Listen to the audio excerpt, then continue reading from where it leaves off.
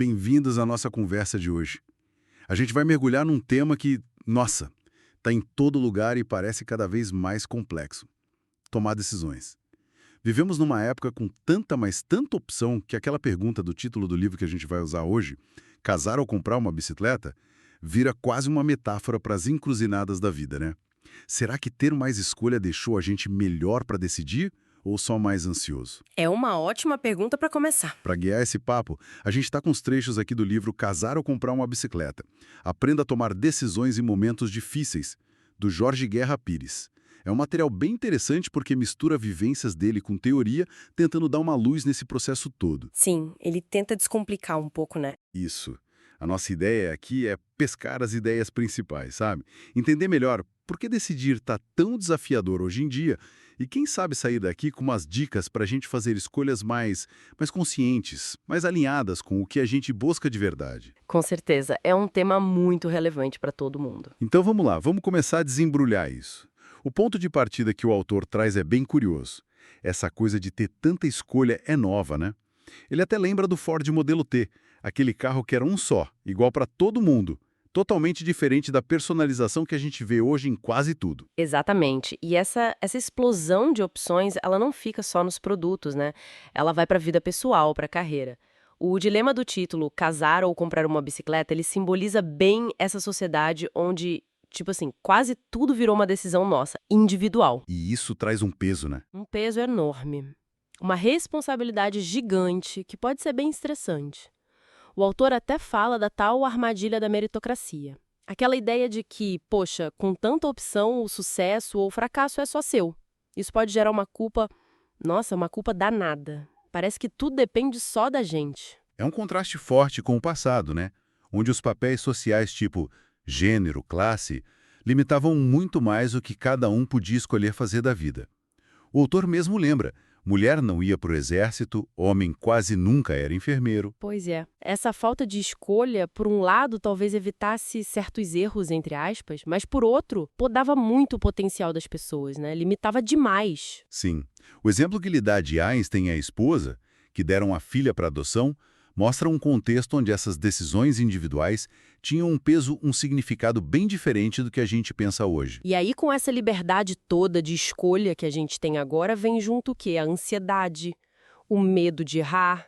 E o material aponta uma coisa importante. A escola, no geral, não prepara a gente para essa autonomia toda na hora de decidir. Verdade. Foca muito no tem que dar certo, né? Isso. Ignora que errar faz parte, que falhar acontece mesmo quando a gente se prepara. Daí surge até aquela tendência que ele menciona de terceirizar a decisão. Tipo, seguir cegamente o que um grupo religioso ou político diz. Como um alívio para a culpa, talvez. O autor vê assim, um alívio momentâneo. Mas ele defende que assumir as próprias escolhas, bancar as decisões, é um sinal de amadurecimento, né? Fundamental. Com certeza. É encarar a responsabilidade que vem com a liberdade. Mas então, como é que a gente se prepara melhor para essas escolhas? A informação parece ser a chave de tudo, né? O livro até lembra de casos históricos, guerras perdidas ou iniciadas por falta de informação ou por desinformação mesmo. A qualidade da decisão está muito ligada à qualidade e à quantidade da informação que a gente tem. Só que aí tem um ponto crucial que o autor pega lá do Daniel Kahneman, a tal da ignorância objetiva. O que seria isso? A ideia de que, na real, a gente nunca vai ter toda a informação. Nunca.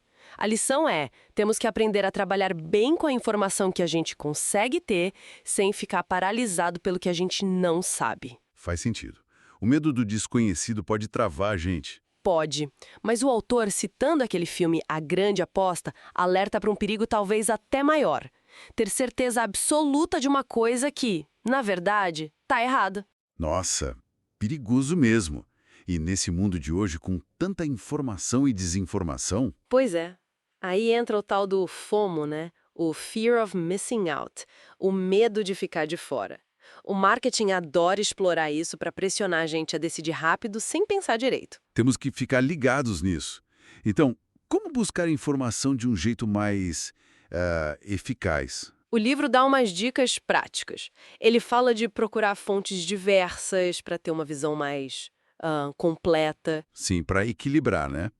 e combinar dados mais objetivos, números, com relatos, experiências, o lado mais qualitativo. Ele sugere fazer perguntas que sejam relevantes, específicas, até dar exemplos das perguntas que ele mesmo fazia em entrevistas de emprego, por exemplo. E, claro, avaliar a credibilidade das fontes.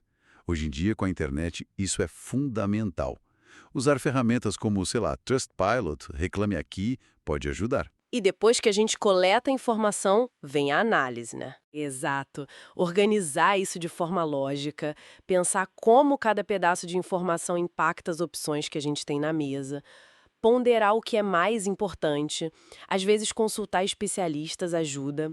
Seja lendo livros, ele recomenda O Investidor Inteligente para as finanças, mas com aquela ressalva: saber detalhe de ação não te faz investidor, né? Boa ressalva. Ou conversando com gente que tem mais experiência, mas sempre com um pé atrás com esses gurus da internet, né? Com certeza. Uma boa análise ajuda a gente a enxergar as opções reais, sabe?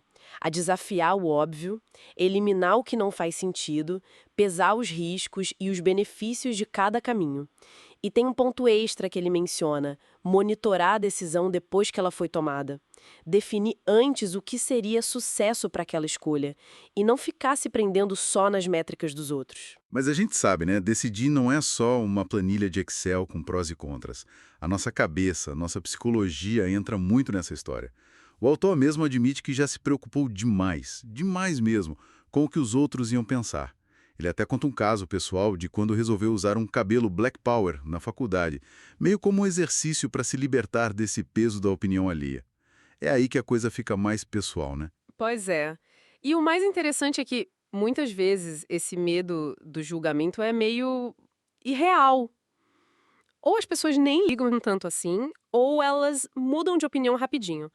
O autor cita aquele livro A Coragem de Não Agradar e uma frase que atribuem ao Coringa, que é ótima: só se importe com a opinião de quem realmente importa pra você. Funciona como um filtro, né? Um bom filtro. E o que faz uma decisão ser difícil? Isso varia demais de pessoa para pessoa, né? É subjetivo. O autor conta a própria angústia quando teve que escolher entre continuar um mestrado aqui na UFRJ ou aceitar uma bolsa que apareceu do nada para ir para a Europa. Imagina a dúvida. Nossa. E ele menciona umas estratégias pessoais que o ajudaram nessa hora. Sim, ele fala de conversar com amigos de confiança, aqueles que te conhecem bem, e de caminhar para refletir. Diz que se inspirou em histórias sobre o Einstein, que cuidava de rosas brancas antes de tomar decisões importantes. Curioso, né? Interessante essa tática da caminhada. E tem um paradoxo que o livro aponta. Uma decisão ser difícil pode, na verdade, ser um bom sinal. Como assim? Pode indicar que a gente tem boas opções na mesa. Se fosse uma opção ótima e outra péssima, seria fácil, né? O texto lembra de músicos brasileiros famosos, tipo Mamonas, engenheiros, Legião Urbana, que largaram carreiras tidas como estáveis para seguir a paixão pela música. Verdade. Ou o próprio Einstein, que deixou um emprego público seguro para se dedicar à pesquisa. Exato! A filósofa Ruth Chang fala sobre essa nossa tendência de preferir o caminho mais seguro, mais previsível. E o Paulo Coelho, naquele livro Verônica Decide Morrer, explora justamente esse dilema. Segurança versus paixão versus viver intensamente. O autor do nosso livro reforça muito isso. A importância de colocar nossos valores, nossa felicidade pessoal na equação da decisão. Não só as métricas de fora, como salário, status, reconhecimento. Sim, ele dá o exemplo dele mesmo, de escolher morar numa cidadezinha pequena na Itália, Pizzoli, buscando paz em vez de ir para Roma, que seria o mais óbvio, talvez. Isso conecta com aquela ideia de ilusão coletiva, né?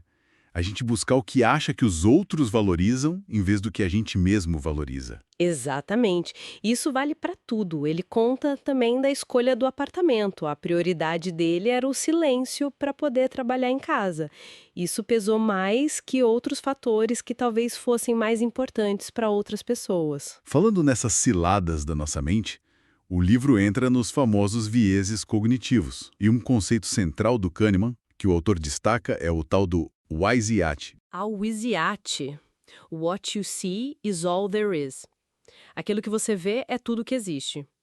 É a nossa tendência, né, de tomar decisões baseadas só na informação que está ali, na nossa cara, fácil de ver, ignorando um monte de coisa que está escondida ou que a gente não foi atrás. Nossa, isso parece explicar tanta coisa do dia a dia, tanta decisão apressada. Explica muito.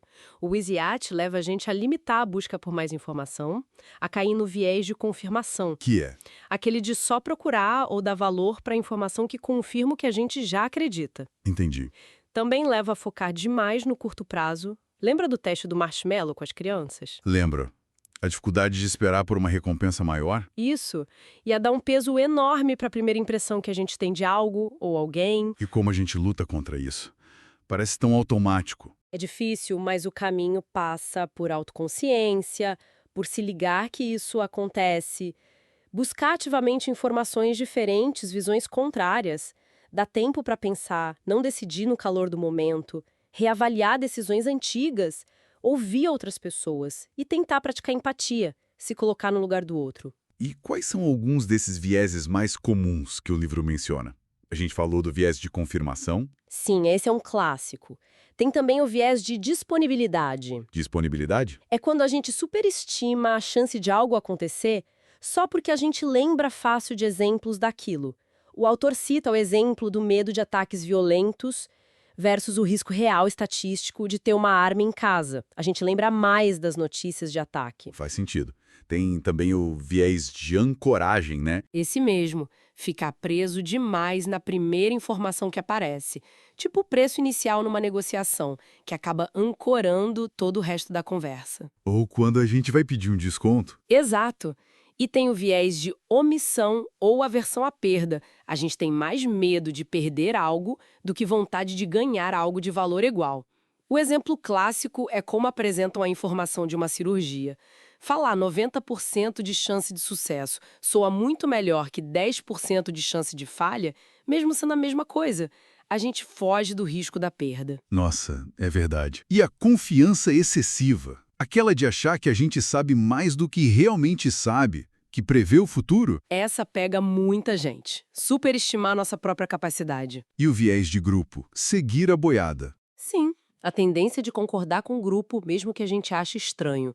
Ele cita desde experimentos com macacos até casos de empresas grandes como a Kodak, que ignorou a revolução digital por pressão interna, por pensamento de grupo. Que erro! E, por último, ele menciona o viés de consistência. A dificuldade de mudar de ideia, de voltar atrás numa decisão, mesmo quando aparecem novas informações mostrando que talvez fosse melhor mudar. A gente quer parecer consistente. Ufa, é muita armadilha mental pra gente cair. Não é nem tentar eliminar esses vieses, o que é quase impossível, eles são parte de como a gente pensa, mas sim reconhecer que eles existem, que eles operam na gente o tempo todo. Daí a importância de buscar opiniões diferentes, especialmente as contrárias, desacelerar o processo de decisão quando der, usar uma ferramenta, alguma análise mais estruturada para ajudar a equilibrar essas tendências automáticas. O livro também traz umas estratégias e conceitos mais práticos para ajudar nisso. O autor menciona 3 passos de um cara chamado Matthew Comfort para tomar boas decisões. O primeiro é bem interessante. Desafiar as regras básicas. Tipo questionar o sempre foi assim? Exato. Ele cita o Steve Jobs e dá exemplos dele mesmo de como conseguiu contornar umas exigências burocráticas que pareciam sem sentido para ele na época do TOEFL, dos documentos para estudar fora. Legal, e qual o segundo passo? O segundo é checar o básico. Não subestimar aqueles probleminhas pequenos, os detalhes, porque eles podem virar um problemão lá na frente. Atenção aos detalhes. E o terceiro? O terceiro é preparar-se para o fracasso. Achei esse contra-intuitivo, mas faz sentido. Como assim? Em vez de só ficar visualizando o sucesso, que é o que a gente costuma fazer, ele sugere analisar os cenários onde as coisas podem dar errado. Porque, estatisticamente, o fracasso é mais comum que o sucesso em muitas áreas. Se preparar para ele ajuda a mitigar os riscos. Interessante. E dá para conectar esses passos com os vieses, né? Desafiar regras combate o conformismo, o viés de grupo. Checar o básico ajuda contra a confiança excessiva e preparar-se para o fracasso pode diminuir aquele medo paralisante de errar. Boa conexão. E aí ele entra num conceito que ficou bem famoso com Nassim Taleb, Skin in the game. A pessoa que toma a decisão tem que sentir as consequências diretamente, sejam elas boas ou ruins. O Taleb argumenta que muitos problemas grandes, tipo a crise financeira de 2008, 2009, rolaram porque quem tomava as decisões de altíssimo risco não era quem ia pagar o pato se tudo desse errado. O prejuízo ficava para os outros. Entendi. Falta de responsabilidade direta. Exato. Quando você tem algo seu em jogo, seu dinheiro, sua reputação, seu tempo, a tendência é decidir com muito mais cuidado, com mais prudência. E onde a gente vê isso na prática? Em muitas áreas. Finanças. Um gestor de fundo que investe o próprio dinheiro junto com o dos clientes. Política. Líderes que já viveram na pele o problema que querem resolver. O livro cita os exemplos do Lula com a fome ou da Dilma com a ditadura. Ética. Agir de acordo com seus princípios, mesmo que tenha um custo pessoal. O autor conta um caso dele confrontando um supervisor. Empreendedorismo, claro, onde o empreendedor investe tempo e dinheiro no próprio negócio. E qual o recado final sobre isso? O recado é: pense duas vezes antes de se associar ou confiar demais em quem não tem nada a perder, se o projeto der errado. A falta de skin in the game pode levar a decisões ruins para os outros. Faz todo sentido. Outro ponto que o livro levanta, e que muita gente sente na pele, é a fadiga de decisão. Ah, essa é clássica. Aquele cansaço mental que bate depois de um dia cheio de escolhas, né? Desde o que comer no café até decisões grandes no trabalho. Parece a mente é um músculo que cansa mesmo de tanto decidir. Exato. E os finais a gente conhece. Começar a procrastinar, tomar decisões meio no impulso, de baixa qualidade no fim do dia, ficar mais irritado. E tem como combater isso? Tem sim. As sugestões são bem práticas. Tentar deixar as decisões mais importantes, que exigem mais energia mental, para de manhã, quando a gente está mais descansado. Criar rotinas para automatizar as escolhas menores, tipo o que vestir, o que comer no café da manhã. E isso libera o espaço mental. Tipo Steve Jobs com a mesma roupa. É um exemplo extremo, mas a lógica é essa. Limitar as opções, quando for possível, um guarda-roupa mais enxuto, um cardápio mais simples. E, claro, fazer pausas durante o dia para descansar a mente. Uma caminhada rápida, meditação ou só uns minutos de silêncio já ajudam a recarregar. Boas dicas. Agora, e quando a situação é daquelas que parece que não tem saída boa? Aquele beco sem saída que o livro chama de double bind. Ah, o double bind, o famoso se ficar o bicho come, se correr o bicho pega. Isso. É aquele dilema onde qualquer escolha que você faça vai ter consequências negativas importantes. O livro dá exemplos pesados, tipo ter que escolher entre buscar a própria independência financeira ou ficar para cuidar de um familiar doente. Ou, no meio acadêmico, entre publicar um artigo com uma falha ética que você descobriu ou perder anos de trabalho e talvez a carreira. Nossa, situações que geram uma paralisia, uma ansiedade gigante, né? Totalmente.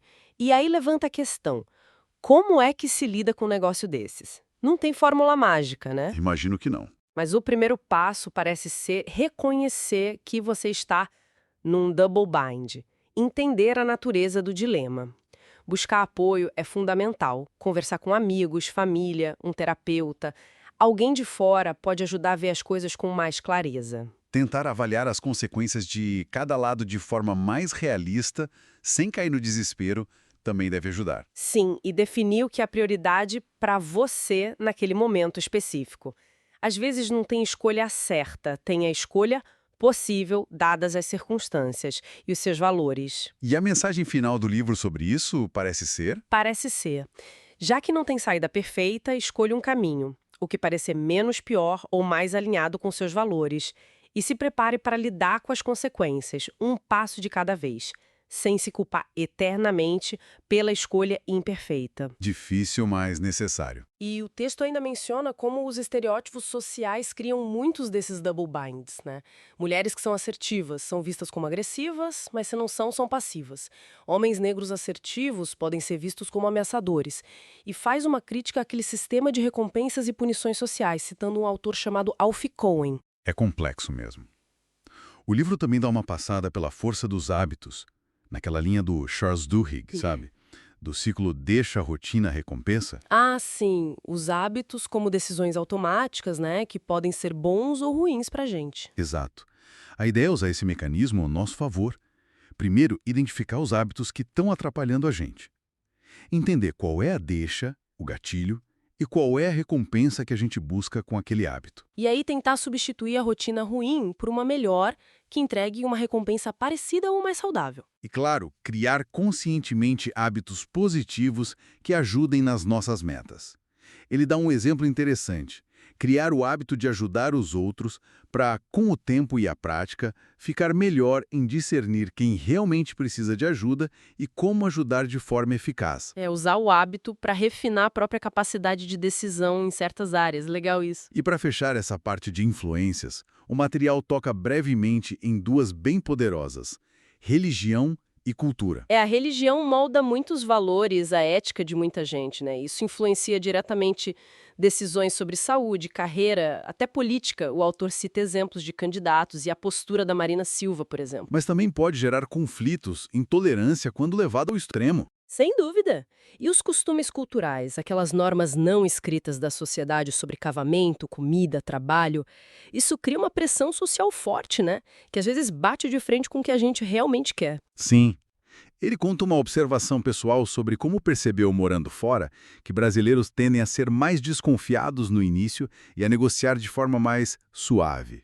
Uma característica cultural, talvez. E é importante lembrar que cultura não é algo estático, né? Ela muda, evolui com o tempo. Verdade. Ok, então, se decidir bem não é só o ato em si, mas também aprender com o resultado, aí entra a importância de saber receber feedback. O autor bate bastante nessa tecla, cita até o Bismarck. Sim, e receber feedback não é só ouvir crítica, né? É muito além. Como assim? O valor do feedback é enorme. Primeiro, ele traz a experiência dos outros pra gente. Ler livros, ouvir palestras, conversar com mentores, tudo isso é uma forma de receber feedback sobre como as coisas funcionam. Segundo, permite que a gente ajuste a rota, corrija o curso enquanto ainda dá tempo. Terceiro, pode oferecer uma visão mais imparcial da nossa situação, algo que a gente, de dentro, às vezes não enxerga. E quarto, aumenta a nossa consciência sobre o impacto real das nossas ações. Mas receber feedback, principalmente crítica, não é fácil. A gente tende a ficar na defensiva. É humano. Por isso, um ponto essencial que aquele livro Thanks for the Feedback, que o autor recomenda, destaca, é tentar separar a mensagem da pessoa que está entregando. O tal do gatilho da relação. Exato. Às vezes a gente rejeita uma informação super útil só porque não gosta da pessoa que falou ou porque a relação está estremecida. Tentar focar no conteúdo e não no mensageiro é um exercício e tanto. E como a gente pode treinar essa habilidade de ouvir melhor o feedback? O texto dá umas dicas. Dá sim. Escutar com atenção de verdade, sabe? Não só esperar a vez de falar. Tentar segurar a vontade de se defender na hora. Fazer perguntas para clarificar, para ter certeza que entendeu o ponto da pessoa. Tenta manter a calma, respirar fundo. Isso. Agradecer a pessoa pela disposição dela em compartilhar aquilo, mesmo que seja difícil ouvir. E, o mais importante talvez, refletir sobre o que foi dito depois, com calma. Não precisa concordar com tudo, mas pensar a respeito. E depois de ouvir e refletir, como aplicar isso? Aí é avaliar se aquele feedback faz sentido para a sua situação, para o seu contexto. Se fizer, pensar em que mudanças conscientes você pode fazer no seu plano, no seu comportamento. E depois, claro, observar os resultados dessas mudanças. É um ciclo de aprendizado contínuo. O autor até sugere categorizar o feedback para a gente entender nossa própria reação. Tipo, se o feedback mexe com a nossa identidade, não sou esse tipo de pessoa. Se questiona a verdade dos fatos, isso não aconteceu assim. Ou se tem a ver com a relação com quem falou, você sempre me critica. Reconhecer esses gatilhos ajuda a gente a lidar melhor com a nossa própria reação emocional. A dica de ouro que ele dá é: não reaja na hora, deixa a poeira baixar, processa. Muito bom. E para deixar tudo mais concreto, o autor compartilha umas experiências pessoais dele, né? Umas decisões que ele tomou e o que aprendeu. Por exemplo, sobre escolher o orientador na vida acadêmica. Ele diz que essa escolha é tão ou mais importante que o tema da pesquisa em si. Nossa, faz sentido. E quais as dicas dele para isso? Tentar trabalhar um pouco com a pessoa antes, se possível. Ter mais de uma opção. Não colocar todos os ovos numa cesta só. Buscar alguém que te complemente, que tem habilidades que você não tem. Não focar só na fama ou nos recursos do orientador. E, fundamental, ter comunicação aberta sobre problemas e expectativas desde o início. Boas dicas práticas.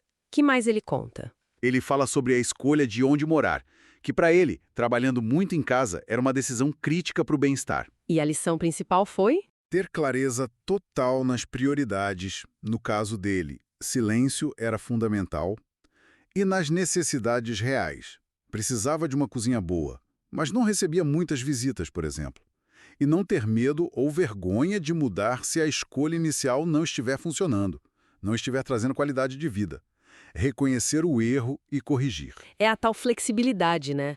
E sobre investir? Ele usa isso como uma metáfora para a vida. Usa bastante. Ele fala do desafio que é o excesso de informação nessa área. E dá umas regras simples que ele segue que podem valer para a vida também. Tipo? Diversificar. Assim como ele recomenda ter mais de um orientador, nos investimentos ele fala de diversificar, menciona fundos imobiliários, FIIs. Aplicar isso na vida, ter várias fontes de apoio de aprendizado. Outra coisa, disciplina vence a tentativa de adivinhar o timing perfeito do mercado. Constância é mais importante que tentar ser gênio. A norma de que todo mundo tem que casar. Questionar se aquilo faz sentido para você. Começar pequeno, aprender fazendo, experimentar e aceitar que perdas fazem parte do processo, tanto nos investimentos quanto na vida. Não dá para acertar sempre. Demos uma bela varrida hoje, hein? Cobrimos bastante coisa. Cobremos mesmo. Desde como essa paisagem da escolha mudou radicalmente, Passando pelas armadilhas da nossa própria cabeça, os vieses, a fadiga de decisão. até a importância crucial da informação, de como buscar, analisar e do feedback para aprender. E vimos estratégias práticas como o skin in the game, usar os hábitos ao nosso favor. Sem esquecer das influências externas, como cultura e religião, que também pesam. Tentando amarrar tudo isso assim, qual é a imagem que fica? O que a gente leva dessa conversa? Olha, acho que fica a imagem de que decidir nesse nosso mundo de hoje, tão cheio de opções e informações, é uma habilidade complexa. Exige um monte de coisa da gente. Mas a boa notícia é que é uma habilidade que pode ser aprimorada, que a gente pode ficar melhor nisso. E o que ela exige, principalmente? Exige, acho, autoconhecimento para a gente sacar nossos padrões, nossos vieses mais comuns. Exige pensamento crítico para analisar as informações e as opções com mais clareza, sem cair em qualquer papo. E exige inteligência emocional para lidar com a pressão, com a incerteza, com o medo natural de errar que sempre bate. Então, entender esses mecanismos todos internos e externos pode ajudar a gente a... Pode ajudar a navegar por essas decisões de um jeito mais consciente, mais intencional, sabe? E talvez, só talvez, com um pouquinho menos de peso nas costas, com menos angústia. E para a gente terminar, eu queria deixar uma provocação final, uma reflexão que esse material todo meio que sugere nas entrelinhas. Manda. Talvez a decisão mais difícil não seja escolher entre a opção A e a opção B. Talvez o maior desafio seja a gente definir, para nós mesmos, o que realmente significa uma boa decisão. Para além do resultado óbvio. Exato. Para além do que os outros esperam, para além das métricas de sucesso que vêm de fora, ou do que o autor chama lá de ilusões coletivas. No fundo, o que é que a gente realmente valoriza no resultado das nossas escolhas? Que critérios são nossos de verdade? Isso. Fica aí a reflexão para cada um levar para casa.